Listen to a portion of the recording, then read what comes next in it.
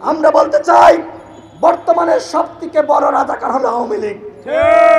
বর্তমানে আওয়ামী লীগ রাজাকারের ভূমিকায় অবতীর্ণ হয়েছে, যে কারণে ওই ভারতীয় দাবেদার ওই মোদি যারাতে মুসলিম নিধনের রক্ত তার সাথে স্বাক্ষর করে এসেছে, বাংলাদেশে জনগণ যতই বিদ্রোহ করুক, বিপ্লব করুক, যদি 1 কোটি মানুষকে গুলি করে হত্যা করতে হয়, প্রয়োজনে হত্যা করে দিব, তবু আমরা ভারতের সাথে স্বামী স্ত্রীর সম্পর্ক বজায় রাখবো। বাংলাদেশকে তারা সিকিম বানাতে চায়, গণ অধিকার পরিষদের একজন নেতাকর্মী বেঁচে থাকা অবস্থায় বাংলাদেশকে আমরা সিকিম হতে দিব না। প্রয়োজনে রক্ত দিব, জীবন দিব। 30 লক্ষ শহীদ যেভাবে বুকের তাজা রক্ত রাজপথে ঢেলে দিয়েছিল, গণ অধিকার পরিষদের তরুণ নেতৃবৃন্দ প্রয়োজনে শহীদ হবে, তবু বাংলাদেশকে মোদির হাতে তুলে দিবে না। এইবার ভারতে গিয়ে সম্মেলন করে বলছেন কোথায় দেশ বিক্রি করলাম।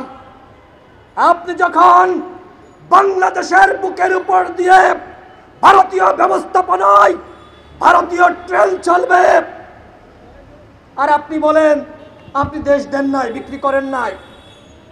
আমরা এর আগে দেখেছি বাংলাদেশ থেকে ট্রেন কলকাতায় যায়, কলকাতা থেকে বাংলাদেশে আসে, কিন্তু যখন কলকাতার মধ্যে বা ভারতের মধ্যে প্রবেশ করে তখন যাওয়ার সাথে সাথে ড্রাইভার চেঞ্জ হয়ে যায়, ব্যবস্থাপনা চেঞ্জ হয়ে যায়। কিন্তু এখন যেটি করা হয়েছে, এখন দিল্লির ব্যবস্থাপনায় বাংলাদেশের বুকের উপর দিয়ে ট্রেন চলবে, ড্রাইভার থাকবে দিল্লির, সবকিছু মনিটরিং করবে দিল্লি। এটি কি মেনে নেওয়া যায় বন্ধুগণ? এটি হলো দেশ বিক্রির চুক্তি। আওয়ামী লীগের যারা দুর্নীতিবাজ মাফিয়া তাদেরকে রক্ষা করার জন্য, আর তাদের কাজ হলো সাবেক 3 বারের প্রধানমন্ত্রী খালেদা জিয়া, তাকে এতিমের 2 কোটি টাকা তিনি লুটপাট করেছেন, এই মিথ্যা এবং ভুয়া মামলায় তাকে গৃহ অন্তরীণ করে রাখা হয়েছে। বন্ধুগণ, আজকে দেখেন খালেদা জিয়া তিনি অসুস্থ, এই সরকার তার চিকিৎসার ব্যবস্থা পর্যন্ত করছে না। এতটা অমানবিক এই সরকার। আজকের বাংলাদেশে রাজনীতি বলতে কিছু নাই। ডক্টর মোহাম্মদ ইউনূস কি বলেছেন? তিনি বলেছেন বাংলাদেশে একদলীয় শাসন ব্যবস্থা কায়েম হয়েছে, মতিউরের মেয়ে তার বাবাকে অস্বীকার করছে। আজকে দেখেন এই অবস্থা।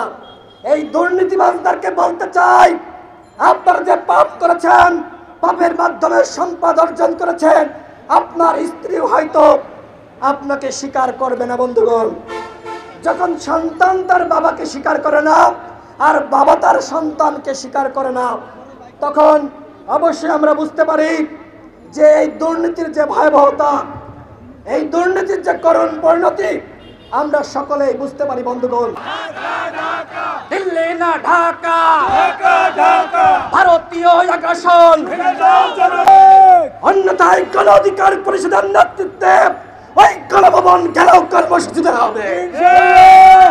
সংগ্রামী সাথী বন্ধুগণ, আপনারা জানেন এখানে তরুণ সাংবাদিক বন্ধুরা রয়েছে। আমরা যখন 28 অক্টোবরের পরে এই ঢাকায় সবার মধ্যে ভয় আতঙ্ক, যখন বড় দলগুলো রাজপথে কর্মসূচি পালন করতে পারছে না, তখন গণ অধিকার পরিষদ এই তরুণ নেতৃবৃন্দকে সাথে নিয়ে রাজপথে স্লোগান দিয়েছিল, হাসিনা মোদির নির্বাচন মানবে না রে জনগণ। আমরা বলেছিলাম দিল্লি না ঢাকা, ঢাকা ঢাকা। এই স্লোগানে ঢাকা রাজপথ উত্তোলিত হয়েছিল, এই স্লোগানে ঢাকার রাজপথ প্রকম্পিত হয়েছিল। আমাদের আগে, জাতীয় নির্বাচনের আগে কোন একটি দল বলতে পারে নাই হাসিনা মোদির নির্বাচন। আমরা তরুণ হতে পারি, কিন্তু আমরা ভবিষ্যৎ দেখতে জানি। আমরা তরুণ হতে জানি, আমরা তরুণ হতে পারি, কিন্তু আমরা বলতে পারি আগের দুর্নীতিবাজদেরকে দেখছি, আমরা আজিজকে দেখছি, আমরা বেনজিরকে দেখছি, আমরা আসাদুজ্জামানকে দেখছি, আমরা মতিউরকে দেখছি। এরা কাদের সৃষ্টি বন্ধুগণ? এরা আওয়ামী লীগের সৃষ্টি।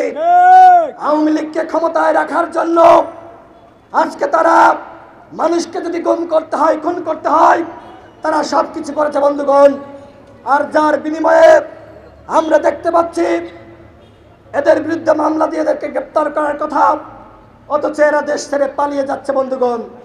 এই যে দুদক, এই দুদক সার্টিফিকেট দিয়েছিল মতিউরের নামে যে অভিযোগ, দুর্নীতির অভিযোগ, এগুলো নাকি মিথ্যা এবং ভুয়া।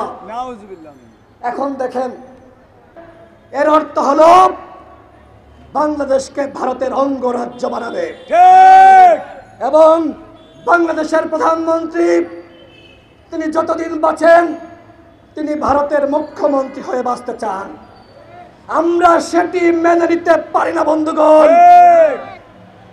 যে 10টি চুক্তি এবং সমঝোতা স্মারক স্বাক্ষরিত হয়েছে, এখানে বাংলাদেশ কিছু পায় নাই, বাংলাদেশকে কিছু দেয় নাই। কারণ এই যে 8 সালে যে নির্বাচন হয়েছে, 14 সালে যে নির্বাচন হয়েছে, 18 সালে যে নির্বাচন হয়েছে, 24 সালে যে নির্বাচন হয়েছে, এই 4টি নির্বাচন ভারতের সহযোগিতায় হয়েছে বন্ধুগণ। এবং প্রত্যেকটি নির্বাচনে আওয়ামী লীগ ভারতের কাছে নাকে খাত দিয়ে বলেছে, তোমরা যা চাও তোমাদেরকে তাই দেওয়া হবে, বিনিময়ে আমাদেরকে ক্ষমতা দাও। এই ক্ষমতার ভিক্ষা নিয়ে আজকে আওয়ামী লীগ ক্ষমতায় রয়েছে। আজকে আওয়ামী লীগ এই জনগণকে পরোয়া করে না।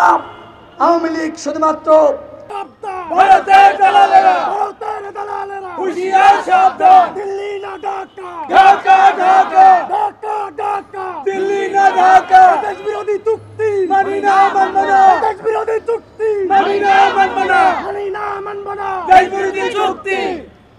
সংগ্রামী সাথী বন্ধুগণ, আমরা ভারতের কাছ থেকে কি পেয়েছি? রেল চুক্তি করে আসলো, সমঝোতা করে আসলো, বলা হলো সীমান্তে আর হত্যা হবে না। এরপরে তিনি আসার সাথে সাথে সীমান্তে বাংলাদেশের একজন নাগরিককে গুলি করে পাখির মতো হত্যা করা হয়েছে। আমার দেশের জনগণ পানি পায় না, বর্ষার সময় আমাদেরকে ডুবিয়ে মারে, আর খরায় আমাদেরকে পানিতে মারে। তিস্তা চুক্তি শেখ হাসিনা করতে জানে না, করতে পারে না, সম্পূর্ণভাবে ব্যর্থ হয়েছে। অথচ ভারত যা চায়, আওয়ামী লীগ সেখানে দাসখতের মতন সবকিছু স্বাক্ষর করে দেয় বন্ধুগণ।